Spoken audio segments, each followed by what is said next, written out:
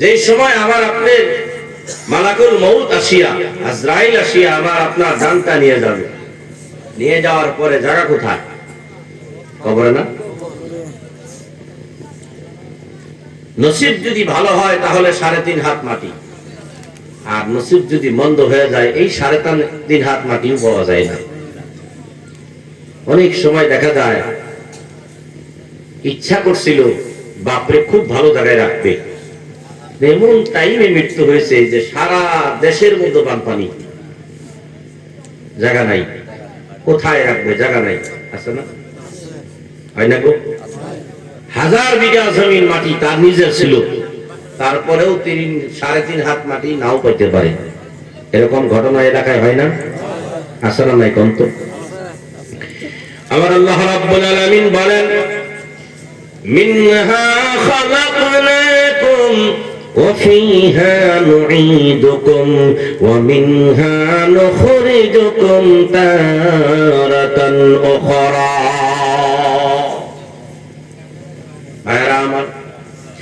আল্লাহ রাব্বুল আলামিন বলেন, মিনহা খালাকনাকুম, যেই মাটির দ্বারা, যেই মাটির থেকে তোমাকে আমি সৃষ্টি করেছি, পয়দা করেছি, ওয়া মিনহা নুখরিজুকুম তারাতান উখরা,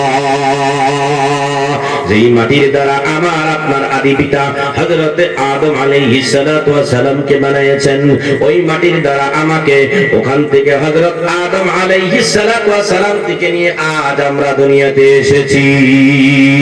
এই জন্য আমার আল্লাহ রাব্বুল আলামিন বলেন, মিনহা খালাকনাকুম ওয়া ফিহা নুঈদুকুম ওয়া মিনহা নুখরিজুকুম তারাতান উখরা।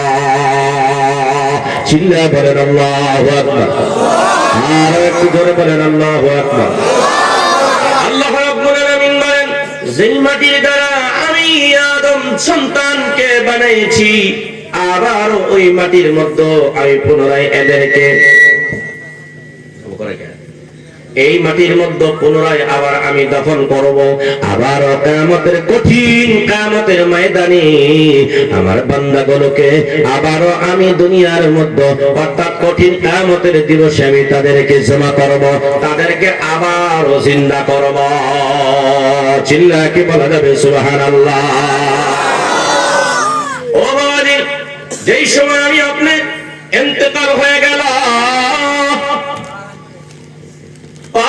পাশের মানুষ, আত্মীয় স্বজন সবাই বাড়িতে চলে আসবে।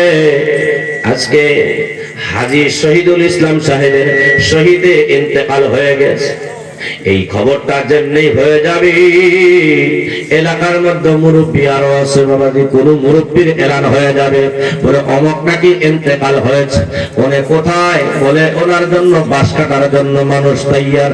ওনার কেউ কবর খোদার জন্য গিয়েছে, কেউ গেছে কবর খোদার জন্য, কেউ পানি গরম করে, আর কবায় কবর খোদার জন্য চলে গিয়েছে, কেউ বাঁশ কাটতে চলে গিয়েছে। এই মতো অবস্থায় যেই সময় আমি আপনি কবরটা, যেই সময় ওই মুরব্বীকে যেই সময় কবরের মধ্যে রেখিয়া, যেই সময় কফন পরাইয়া কবরের মধ্যে রাখিয়া আমরা যেই সময় মাটি দেওয়ার দোয়াটা পড়ে আসি, মিনহা খালাকনাকুম ওয়া ফিহা নুঈদুকুম ওয়া মিনহা নুখরিজুকুম তারাতান উখরা। মৃত্যুর পরে কবরটার দিক থেকে যে সময় মানুষ 40 কদম দূরে চলে আসে, মানুষের যেরকম চপ্পলের আর স্যান্ডেলের জুতার কোনো আওয়াজ শোনা যায় না। এই মতো দূরে আসার পর আল্লাহ রাব্বুল আলামিন, হযরতে আল্লাহ রাব্বুল আলামিন ফেরেশতাকে পাঠিয়ে দেয়, যাও যাও এই বান্দাকে প্রশ্ন করো।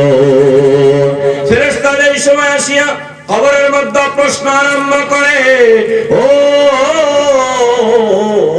আমার যুবক ভাইরা, আমার পর্দার আড়ালের মা ভগ্নীগণ, অন্তরের কর্ণ লাগাইয়া শুনুন। যেই সময় কবরে আমাকে আপনাকে কবরে রেখে আসবে, আর কবরের মধ্যে ফেরেশতা আসিয়া জিজ্ঞাসা করবে, মান রব্বুকা, তোমার রব কে? এ রবের পরিচয় দাও, তোমার রব কে? একটু রবের পরিচয় দাও। পরিচয় দেওয়ার জন্য বলবে। 2 নম্বর প্রশ্ন করবে, মান নবিয়ুকা, তোমার নবীকে।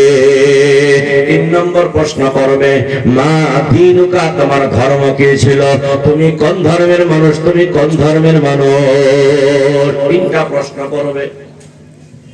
3টা প্রশ্ন।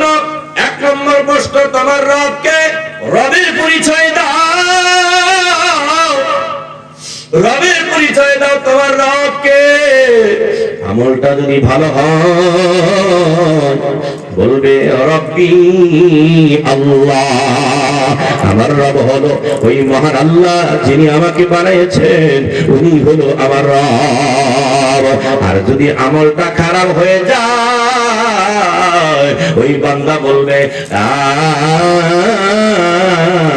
আদেরি, আমি কিছু জানি না। 2 নম্বর প্রশ্ন। 2 নম্বর প্রশ্ন করবে, মান নবিয়ুকা, তোমার নবী কে ছিল। এই প্রশ্ন যদি আমলটা ভালো থাকে বলবে নবিয়ুনা নবী মুহাম্মাদুর রাসূলুল্লাহ, আমার নবী জনাবে মুহাম্মাদুর রাসূলুল্লাহ, ওই নবী যা বলেছে তাই আমি আমল করেছি। আর যদি আমলটা নষ্ট থাকে বাবাজি, আমলটা যদি ভালো না হয়, দুনিয়ার মধ্যে যদি আমল করে নাই, তাহলে ওই দিন জবাব হবে লা আদরি, আমি কোনো কিছু জানি না। 3 নম্বর প্রশ্নটা হলো মা দীনুকা, তোমার দ্বীন কি ছিল, ধর্মের পরিচয় দাও। আমল যদি নষ্ট হয়ে থাকে রে বাবাজি, ওই দিন বলবে বলে লা আদরি, আমি জানি না, আমি জানি না। আর যদি আমলটা ভালো হয়ে থাকে জবাবের মধ্যে আওয়াজ আসবে, জবাব দিয়ে দিবে দীনি আল ইসলাম, আমার দ্বীন, আমার মাযহাব, আমার ধর্ম হলো ওই শান্তির ইসলাম। চিল্লায়ে কি বলা যাবে একবার সুবহানাল্লাহ? আর জোরে বলেন সুবহানাল্লাহ। ও বাবাজি, যেই সময় আমল ভালো হয়ে যাবে আল্লাহ রাব্বুল আলামিন কবরের মধ্যে জান্নাতের থেকে একটা দরওয়াজা খুলে দিবে, জান্নাতের হাওয়া জান্নাতের সাথে কানেকশন লাগাইয়া দিবে, একটা খিড়কি খুলে দিবে জান্নাতের মধ্য থেকে, আর কবর থেকে একটা জান্নাতের হাওয়া প্রবেশ করবে, তার খানা পানি সব কিছু জান্নাতি হয়ে যাবে। আর বাবাজি যদি ওই দিন আমলটা খারাপ হয়ে যায়, 3টা প্রশ্নের জবাব যদি একটা প্রশ্ন, একটা উত্তর যদি দিয়ে দেয় লা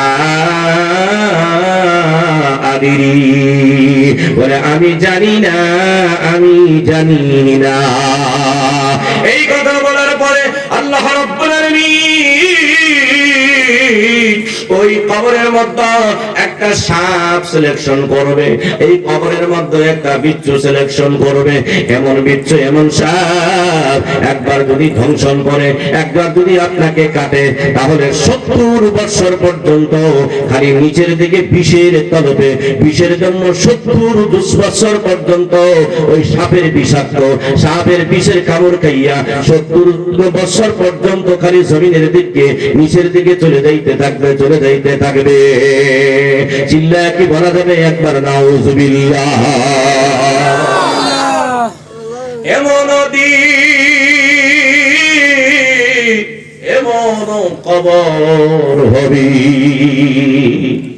আপনি নিচে তুই চিল্লাবেন, যতই কান্নাকাটি করবেন, কাজ হবে না। আল্লাহর নবী, মায়ের নবী, ওনার মহব্বতের কলিজার টুকরা হযরতে ফাতিমা রাদিয়াল্লাহু তাআলা আনহা, হযরতে ফাতিমা রাদিয়াল্লাহু তাআলা আনহা মৃত্যু হওয়ার পর কবর খুঁজতেছে, আর এক সাহাবী বলতেছে, এই কবর তুমি কি জানো? তোমার কবরের মধ্যে তোমার ভিতরে কে আসতেছে? বলে কে আসতেছে বলো? বলে হ্যাঁ, এইখানে তোমার এই কবরের মধ্যে, তোমার বুকের মধ্যে বিশ্ব নবীর সবচেয়ে প্রিয়তম ছেলে মেয়ে, প্রিয়তম মেয়ে, বিশ্ব নবীর মেয়ে হযরতে ফাতিমা রাদিয়াল্লাহু তাআলা আনহাকে তোমার বুকে রাখা হবে।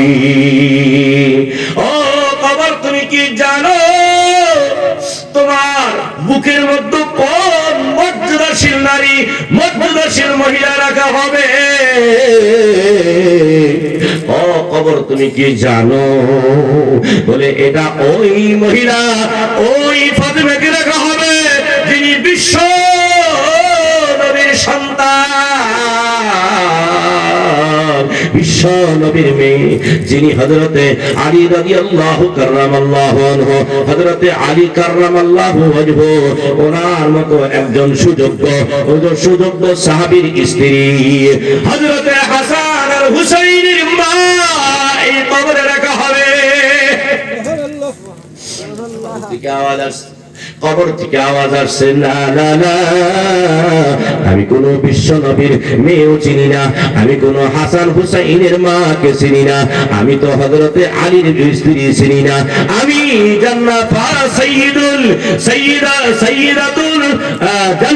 জান্নাতি মহিলাদের সর্দার আসবে এটা আমি জানি না। আমার কাছে যদি আমলটা ভালো হয় তাহলে তার সাথে আমি ভালো ব্যবহার করব, আর যদি আমার নিকটে ভালো কাজ করিয়া আসে না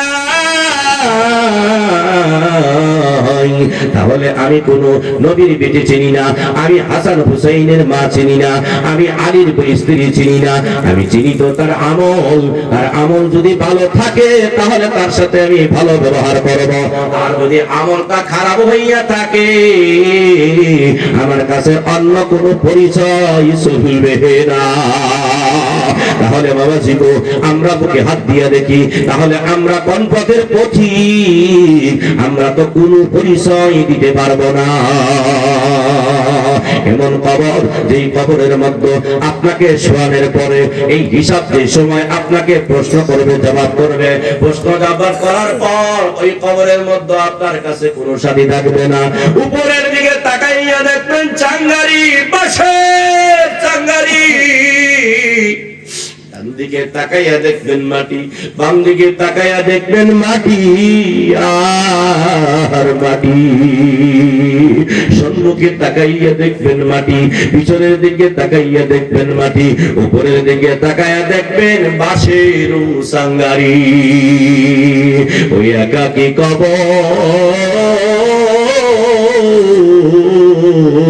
যেই কবরের কথা আমার মায়ার নবী প্রিয়তম এক নম্বর সাহাবী হযরতে আবু বকর সিদ্দিক রাদিয়াল্লাহু তাআলা আনহু যে কবরের কথা শুনিয়া জান্নাতুল বাকির মধ্যে গিয়া হযরতে ওসমান গনির মতো সাহাবী জান্নাতুল বাকির মধ্যে গিয়া আমার মায়ার নবীর মতো নবী হওয়ার পরেও জান্নাতুল বাকির মধ্যে গিয়া বিনায়া বিনায়া কান্দে। এই একাকী ঘর, এই ঘরের মধ্যে একলা থাকতে পারবে, জান্নাতে গেলে তো সাথী পাওয়া যাবে, জাহান্নামের মধ্যেও সাথী পাওয়া যাবে, কিন্তু এমন একটি ঘর, পোকামাকড়ের ঘর, সেই ঘরের মধ্যে কোনো সাথী নাই।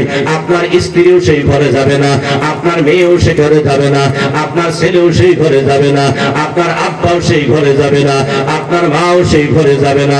এমন একাকী ঘরের কথা যদি আপনি চোখ দুটা বন্ধ করে যদি একবার কল্পনা করেন, এই দুনিয়ার জগতে আর আপনার কোনো কিছুই ভালো লাগবে না।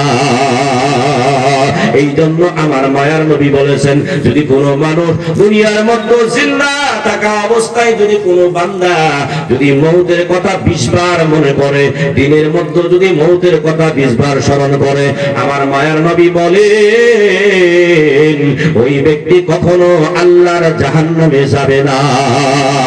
কারণ একবার, দুইবার, তিনবার যদি কোনো মানুষ মৌতের কথা মনে পড়ে, গুনাহ করবে না, পাপের কাজ করবে না, ভাইয়ের মাল বেদখল করে খাবে না, ভাইয়ের জমিন বেদখল করে খাবে না, চাচার জমিন বেদখল করে খাবে না, সুদ খাবে না, ভাঙ খাবে না, গাঁজা খাবে না, মদ খাবে না, সারা কিছু যত হারাম আছে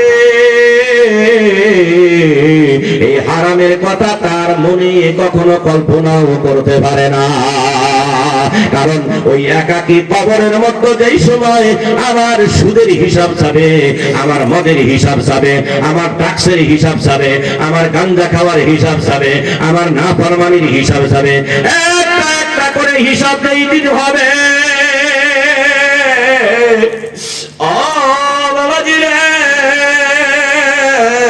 যেই দিন একটা সওয়াবের জন্য, একটা নেকির জন্য, একটা সওয়াবের জন্য কঠিন কিয়ামতের দিবসে যেই সময় আপনার একটা সওয়াব একটা নেকির কমি হবে, একটা নেকির কমির জন্য আপনি দৌড়াইয়া দৌড়াইয়া আপনার বাবার কাছে যাবেন, আপনার মার কাছে যাবেন, আপনার ভাইয়ের কাছে যাবেন, আপনার বোনের কাছে যাবেন, আপনার স্ত্রীর কাছে যাবেন, আপনার মহব্বতের ছেলের কাছে যাবেন, হওয়াই না করে দিবে, বলে না না না আমার কাছে কোনো কিছুই নাই। আল্লাহ রাব্বুল আলামিন কুরআনুল কারীমের মধ্যে স্পষ্টভাবে বয়ান করে দিয়েছেন।